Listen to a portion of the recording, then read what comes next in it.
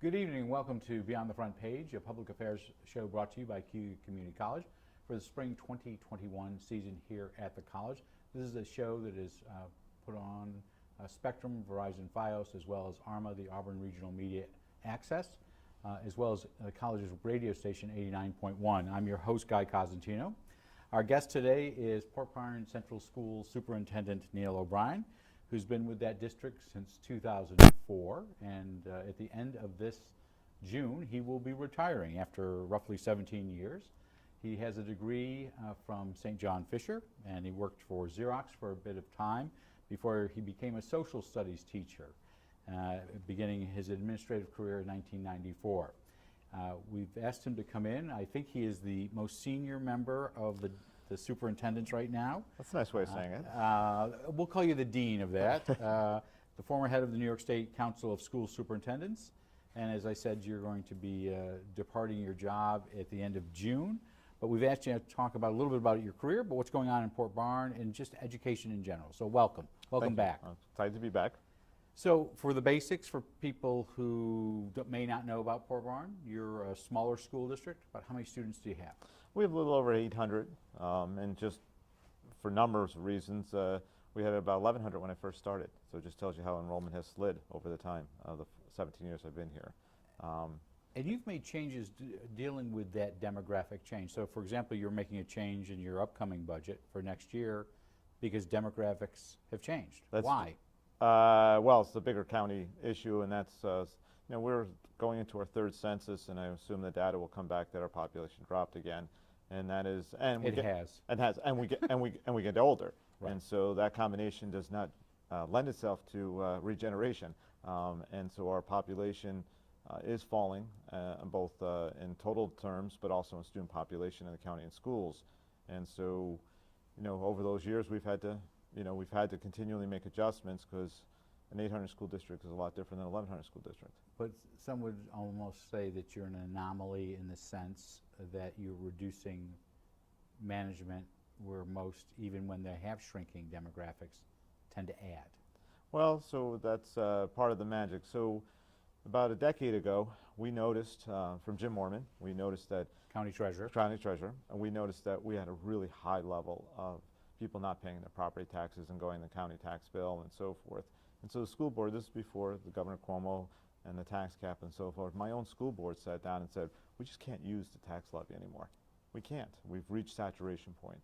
The tax per 1,000 was the point where our residents just couldn't go any farther.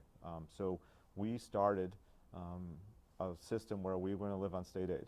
And so we were going to change the operations of the school district, and we were going to change how we did business to live within a budget that pretty much is dependent on state aid. And so we've left, like this upcoming year, our tax levy could go up 4% on the tax cap. We'll be 1.2% again. We're 1.2 every year, regardless of how much money we're allowed to do, we never go above that. And so our true tax rate actually has fallen over the last decade.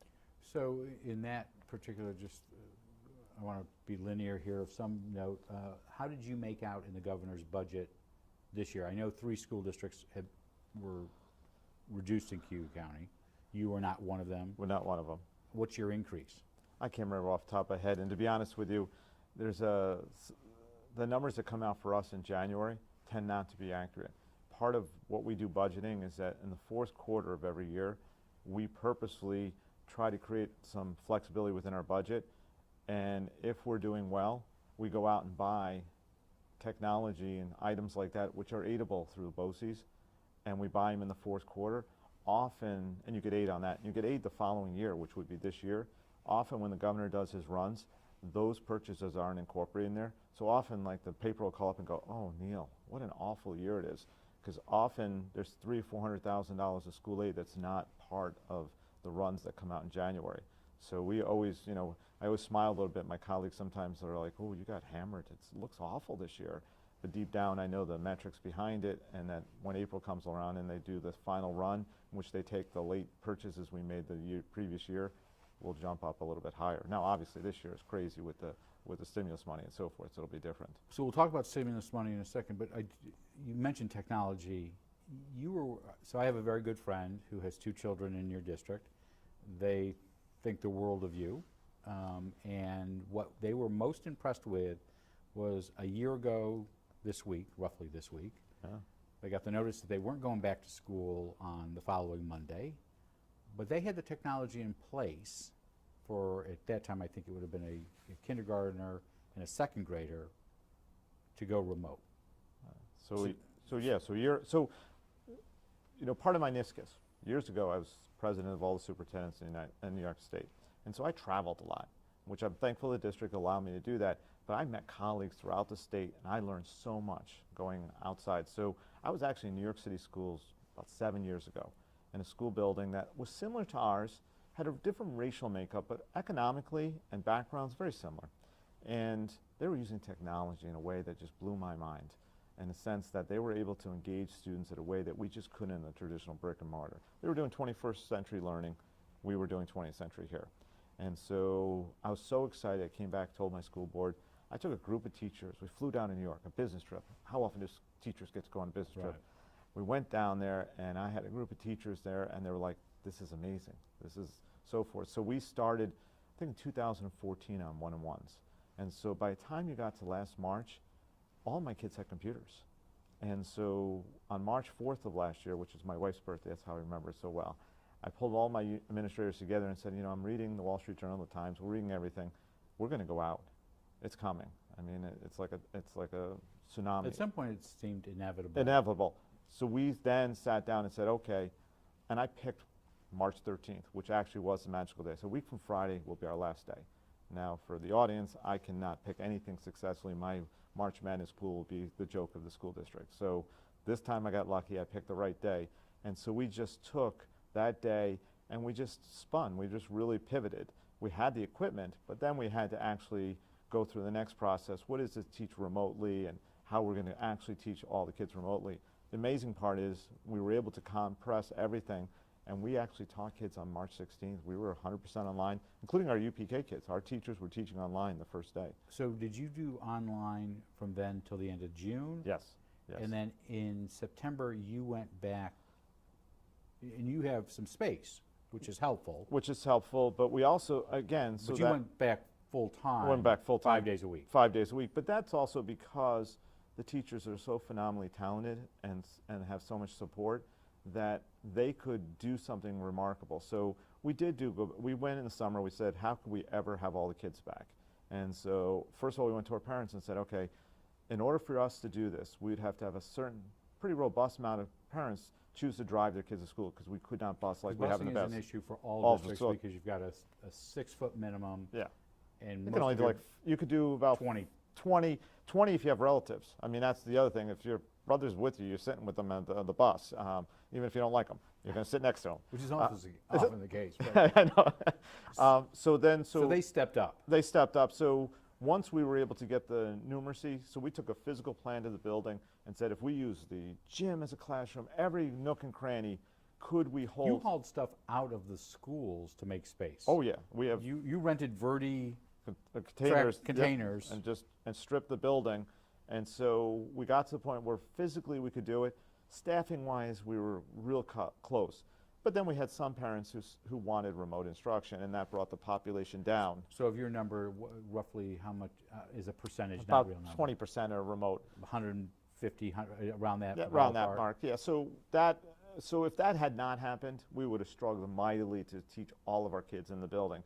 But that took the pressure off the building and gave us some leeway to do things. But the technology plays a large role. So when we built our schedule, which is very unique to everybody, we don't have the kids move. Now we are going to do that after the spring recess. But up to this point, students never move.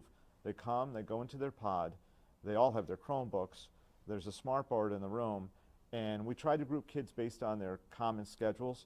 So if you're a 10th grader, you're in a 10th grade class, and you mostly have the same classes. And so my little friends, Thomas and Ryan, they stay in their classrooms, and they're not. What do they do for lunch and specials? The lunches come to them. So okay. Lunches what about come specials if you? So they're in elementary. They're actually having phys ed, but in the high school, really isn't much electives. I mean, that's what you had to give up in order to do 5 days a week, and also be cognizant what the virus does, because what we didn't want is the quarantines. And so up to about December, we had almost no quarantines. So you only had a couple of spots, and I know there was a time period in January that Aileen McNabb Mab Coleman and Kathleen Cuddy asked all the districts, but most of you were ahead of that curve, saying you were not going to go back until after Yeah. January 20th, because you wanted to get through that Holiday. Thanksgiving and Christmas surge, correct? Yeah, and we had our first major outbreak in December, and we had another major one, and we sadly had a staff member pass away about a month and a half ago now. But throughout the year, if you take the totality, we had 2 dark moments where we had to have a tremendous, we shut down, we went to remote. Otherwise, though, like this fall, we were amazing. I mean, we went all the way to literally December 1st with like 3 or 4 quarantines, because our schedule didn't force quarantines, because we didn't have kids mixing, we didn't have sports, we had kids go to their And you're pops. not doing any sports right now, where some districts are doing, Yeah. they can do up to, I'm going to say 3 seasons, but it's the old fall, the winter, and the spring, And fall 2 now, yeah. and fall too. You're doing none of that. Doing none of it, and I'll be honest with you, that was hard the last 4 or 5 weeks, and we're excited to do spring sports. I mean, you know, when you do these decision points, you do it on the data that's there, and we have a unique thing where we have school 5 days a week. But you know, if you said in hindsight, if you could do things differently, sports is one of them, and I regret at this point we don't have sports. But parents sent a question for another guest a couple of weeks ago, and they said, listen, priority is get them in school. Yeah. Sports, it's important, and this person said they have a child who plays sports. Yeah. But if their choice, and they're in a district where they're remote, so you can figure out where that is. Yeah. Their theory was, I got to get my kid back in school for academics. Sports is important, but if I had to have my superintendent spending time on anything, how do I open the doors? Well, and I'll give my parents great credit. Some were frustrated, but you didn't see them in the paper, because the great Faustian deal here, deal with the devil, is, hey, we have school 5 days a week and normalcy, or not. And so in some ways, my parents in general understood that that was the cost of doing what we were doing. That was a remarkable feat to be able to have school 5 days a week and try to keep quarantines down to a minimum. So you didn't, if you're a working parent, we've been the dream school district. Right. For much of the year, I can guarantee you custodial care of your child, which for many working parents is what they really wanted in the summertime, is give us some sense of normalcy in an abnormal time. Has that had some parents moved into the district? We have tuition-paying students, and I spend an inordinate amount of time trying to figure out who really does belong at Port Byron, so, which is kind of a nice bookend to 15, 16 years ago, where I begged them to stay sometimes, and now I have to give them the bad news, fight them off and say, you have to live here. So for you, as a superintendent, what's been the biggest challenge of COVID? Trying to make it interesting for the kids. You know, if you're going to do this system, and especially in the secondary level, and you're going to spend every moment in the same classroom, boy, that's a challenge. And I got to tell you, like, we have no discipline, which I thought we would. I thought, I'm frustrated. I'm sitting in the same room every day. We have no discipline, almost zero. What happened was interesting. The relationship between student and teacher went to a different level. These are secondary teachers who traditionally would have 5 separate classes all day long, or 6 classes. Now they spent the whole day with the same kids. They evolved into sort of an elementary teacher in their relationship with the kids. There's a bond now that's amazing in those rooms, because they eat lunch together, they spend time together all day long.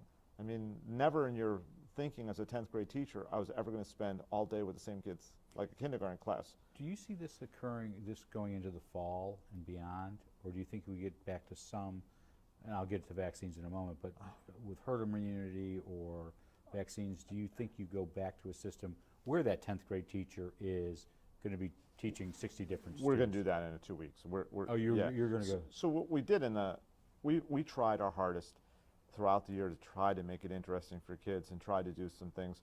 So we have foosball tables, we have ping pong tables, we have a Nintendo room, or whatever, the Xbox room. So kids have breaks in the day. Doesn't matter if you play it, as long as they can. And so we've tried. We have a coffee bar at school, and so they can order by using an app, and we deliver it to the room. And you'd say, well, that's extreme. But what you're trying to do, and we introduced that in January, what you tried all year long, and I have a great high school principal, assistant principal, along with staff, is what can you do to give novelty, to keep moving forward? Because if you did all your bag of tricks in September, this would be getting really old. It's getting old, but the kids have been remarkable, and I'll ask the kids. You know, I asked one of my favorite students, I said in November, I said, hey, where are we? I mean, would you rather be remote, this? And she said, and it was amazing, she goes, Mr. Bryan, when we went out in March, I did the snow days dance. I thought this was the greatest thing in the world. We're going to have snow day every day. She said, by May, I realized it was the most miserable experience of my life. And now in the fall, this was last fall, she said, as long as you keep the doors open 5 days a week and I can go to school and see my friends, even just my friends in the pod, and have some degree of normalcy, I'll take that anytime over sitting at home. You mentioned the app. I know you have, and we've had this discussion not here, we've had other discussions, I think though a couple years ago, we've talked about this whole issue of connectivity and the challenge. Now we talked about the first part, which is you had Chromebooks and whatnot that you were ready to go out with on March 16th. That's one piece, where districts, whether they're prepared or not on that. The other one is we have lousy internet service in this rural area. How is it for a school district like Port Byron, and what are the challenges still? We've kind of narrowed it out. So a little anecdote story quickly is that years ago when the first bond went through in 2014, when Governor Cuomo, that was part of the election, there was a very famous moment. I've worked with everybody in Albany, so I know everybody. So I was sitting there with the group, of the bond group, and the broadband. This was an education bond to broadband, no, but it was broadband for everybody. everywhere. Yeah. And so I was sitting with the group, and one of those sidebar conversations somewhere in Albany, and I said, you know, we're one of those areas that's desperate. And I said, but you know, financially, none of the companies are ever going to go 50-50, because that's what the governor kept walking around. We'll do a 50-50 partnership. Well, there's only 2 homes on a rural road. There's no there's no way. So the gal winked at me and said, we could go as high as 80, 85. And so I went back to TDS and called them, and it was hilarious. I called them over and over again. And I'll never forget, I was actually in the Hilton in downtown Albany before going to a meeting, and my phone rang, and it was the vice president of TDS, and he's like, why are you annoying us? You're a school superintendent. Why are you annoying me? And I said, because you need to put in for this grant. And he says, there's no way. We got, you know, he was a little bit of arrogance, but I get it. He goes, you know, we're for profit. You know, we're not one of those non-for-profit agencies. And I said, well, you can make money here. And he goes, I can't make money on 50-50. I said, they'll do 80-20. Oh, we can make profits. And so I was like the matchmaker. I said, if I can get you somebody who will say 80-20, will you think about filling out a grant? And they actually were the largest recipient of the first grants, TDS, if you remember. And so they put in the grant. So my TDS, which is about half my district, maybe about half of it, has pretty good broadband. It's expensive though, but it has broadband. And then on my southern end, I have both Fios and Spectrum, and some spots of Spectrum. So good 80% of my district is wired, which is a surprise for a rural district. Right. Then we used a bus last year in emergency.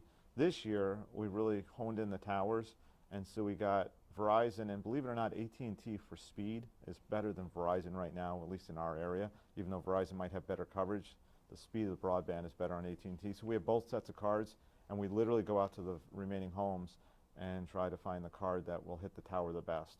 And so we've really got it down to a very small I will tell you, there are some parents who have to go search, go to grandma's house or something, but overall we kept working at it, and But that has been a challenge. Oh, it's been the #1 challenge, because the back end we're phenomenally ready for. We have the technology at the school. So where are you on vaccinations with your staff? Here's my plug for Kathleen and Cuddy and Nancy and everybody else.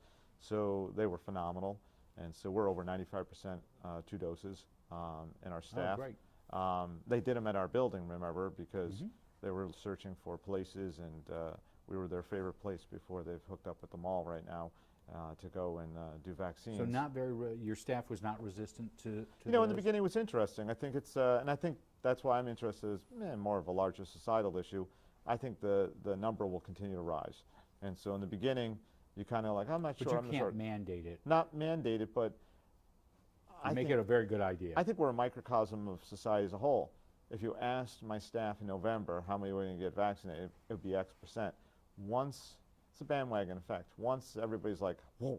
And actually, I think it helped the scarcity because it was almost a badge of cover. Hey, I got in. I got an appointment. I mean, I'll tell you, I'm a perfect example of that. Somebody said to me, you qualify. I'm like, I don't qualify. And at this time, I didn't think I did, but I did. I'm telling people, get vaccinated. Yeah. And Kathleen was the one, she said to me, I want you vaccinated because you'll tell everybody. Yep.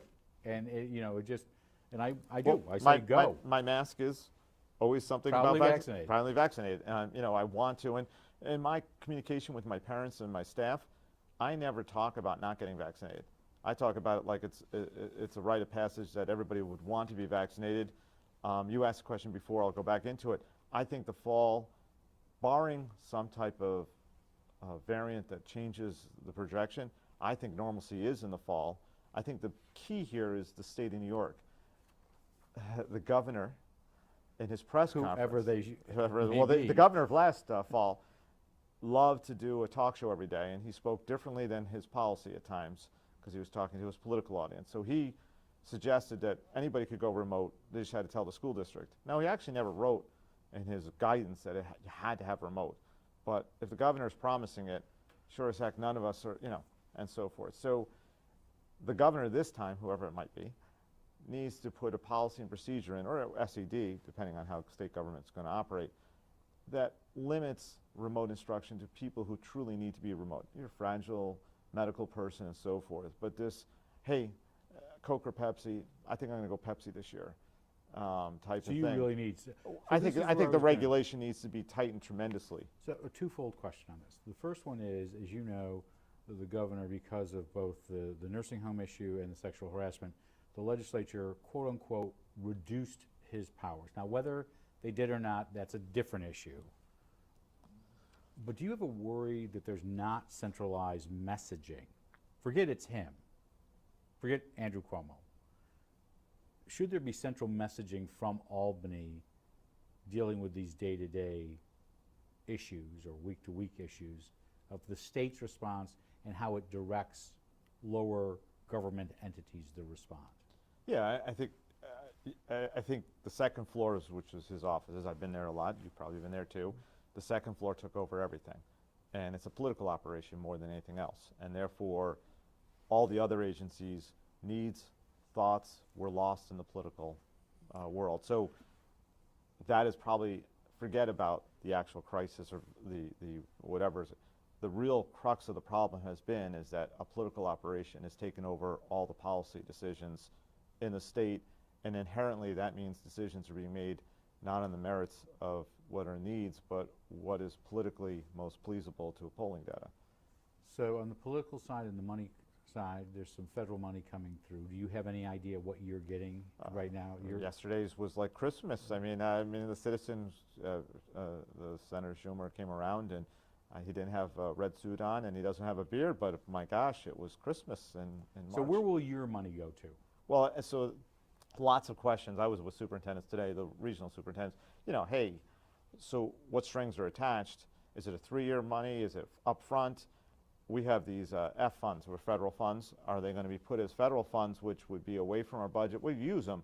Or is it going to go into our budget through Albany and cause this incredible crisis? Because by law, we only can carry 4% over a year. And so if they dumped $2 million into Port Byron as a one shot, that just wreaks havoc to your budgeting process because by law, I can't do anything with it except for expending it.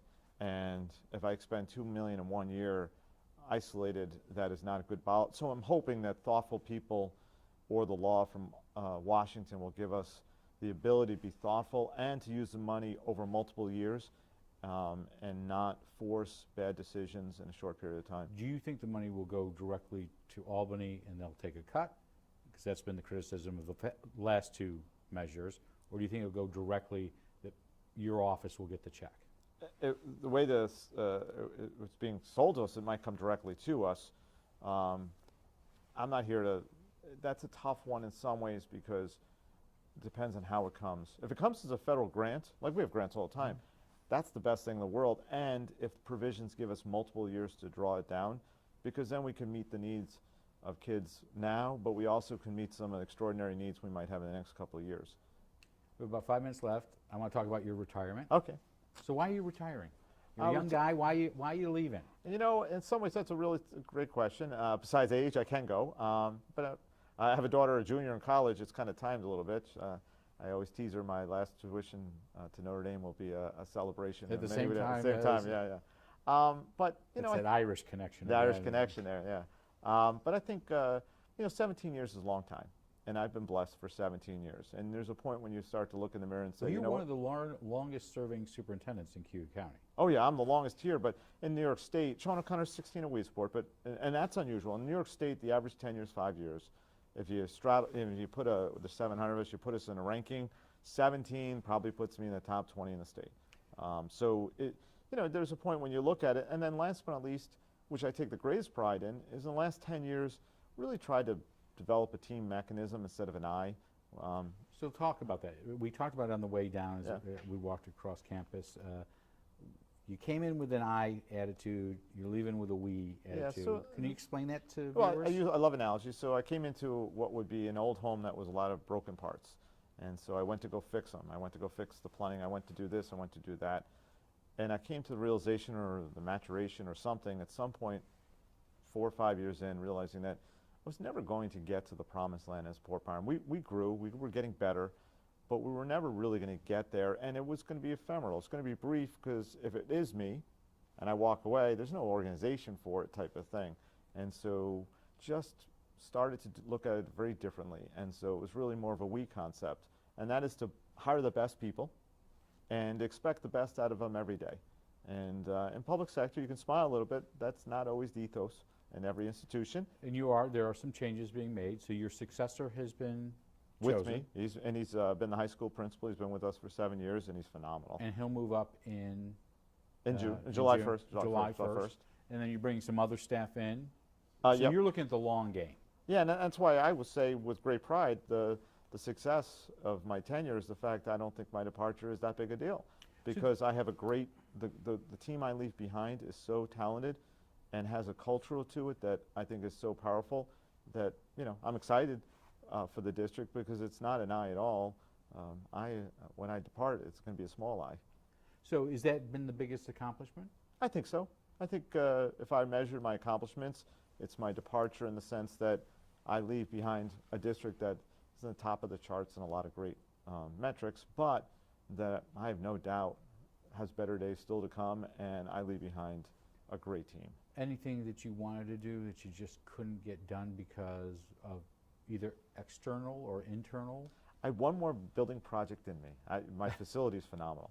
The one last building project I always tease is I wanted to take the public library and bring it over to the school and create a community public library area, mainly because due to state financing, I could keep that library open 18 hours a day, 6 days a week, and open on Sunday, and I could make the collection, and I could take my technology, and I could have my kids in the community in the same place. That was the one last one I wanted to do. Didn't get there. So you won't propose it before the end of the year? No, I won't. Yeah. But that's the one last. Everything else, if you ever come to my school at this junction, if you took a picture of it in 2004, physically, much different. It's a beautiful facility, and everything is there. So some superintendents retire and they go off into the sunset, and others become what I would call range riders. A district is in trouble in X township or V, and they become interim superintendents. What are you going to do? Well, I always smile. I said I actually really get along well with my wife, which is not always a guarantee in life. Well, you remembered her birthday. I remember her birthday. And so I'm a sunset guy because my wife's a college professor, and she's retiring in December, so actually it's a little bit off. We want to live together, and we want the sunset part of it. But I also worked for a gentleman who was similar to me, who had been in a district a long period of time, and they're not really good people to jump in and go somewhere else, because my leadership style now is really based on probably a charismatic style. I've been there 17 years. I hired 90% of the staff and everything. That's not a great skill subset to walk in and so forth. And so I don't see myself, I'm highly vested. I can't stay at 32,000 feet. And I think you have to be willing to do that, to do those type of jobs. The nature of how I like to work, I don't think my skill subset and my personality at this stage, I don't want to do it, but I don't think I would do a good job as somebody who came in and tried to do that. So last two questions. One has, you started in education in 1994. Was administrator. I was actually- Administrator. Yeah, yeah. No, I'm looking from Yeah, that yeah. perspective. Pre-internet, which is always So- puts a smile on people's face. So pre-internet, is that the biggest change? Is that what's been the biggest change in education from your perspective, whether it's on this macro system or for Port Barn over the last 17 years? I think the disconnect, my fear, I guess, is the same thing as the 21st century workforce is remarkably different than the 20th century, but I'm not sure that we all really understand how we're all going to have to make those shifts. I would say that the pandemic actually started to demonstrate how different we are than the 20th century. I know we're already a fifth into this century, but the whole concept of measuring work by time is still the prevailing wisdom up to a year ago. And when you talk about working remotely, you're taking time. It's like as a not snow to globe. a snow globe. And so for us as educators, I still think we're tied into the paradigm of the 20th century, but our kids need a 21st century education. I think we struggle. So is that the next challenge for the next 10 years? I think, and also that everybody has access to 21st century careers. And so, like in this area, we were light manufacturing and so forth, and what does that mean, 21st century wages? How do we have private sector employment here that has value-added wages going forward is, to me, the critical area for all of us, to find that solution. And I don't have the roadmap, but I think that's the struggle that we're having today that we did in '94. We were still wedded into more of a manufacturing and a time sequence. I've been lucky enough to interview you half a dozen times or so at different venues. You've got that vision at Thank you. 32,000, and I think your district's going to really miss you come June. But we wish you well. Thank you very And our much. guest has been Neil O'Brien, the Superintendent of Schools for the Port Barn Central School District. He is leaving after 17 years leading that community, and we do wish him well on the new front, and hope you and your wife get to spend lots of time together over the I next. look forward to it. And also now that you've got your Notre Dame bills paid. Oh yeah, I know, that's the most Hopefully, important thing. Exactly. We'll be back on Tuesday with City Manager Jeff Dygert to give a city update, including a discussion of the city's new agreement with the double days, the city's response to COVID-19, and preparations they are doing for their 2021-22 budget that goes into effect, like many municipalities, on July 1st. Next Thursday, on the 25th, we will have Cayuga Community Action Agency's Director of Family and Services, Frank Barwinczak, to discuss the unfortunate spike in local domestic violence incidents. And we have a number of guests coming in the next couple of weeks that we want to just remind you of. Assemblyman John Lamondis will be here, as well as Auburn Superintendent of Schools Jeff Perzolo will give his annual budget update before their budget vote in May. David Pappert of the Healing Fields Project will be in to discuss the event they're doing in May at Hoops Park to support Operation Gratitude. And we'll have Bob Oman, who is the new operator of the Double Days this summer at Falcon Park. We'll be doing our normal Zoom forum. Well, it won't be, Zoom is not normal, but the forum for the Auburn Large School District on April 27th. I'll be moderating, and as usual, the Citizens Executive Editor, Jeremy Boyer, will also be asking the questions. Before we go, though, we would like to let you know that you can send us your thoughts for our questions or ideas for guests to Beyond the Front Page at 141 Dunning Avenue, Auburn, New York 13021, or at cozguytho@aol.com. I'm Guy Cosentino for Cayuga Community College. We want to thank you for watching. We hope you have a good night, a great tomorrow, and be safe out there.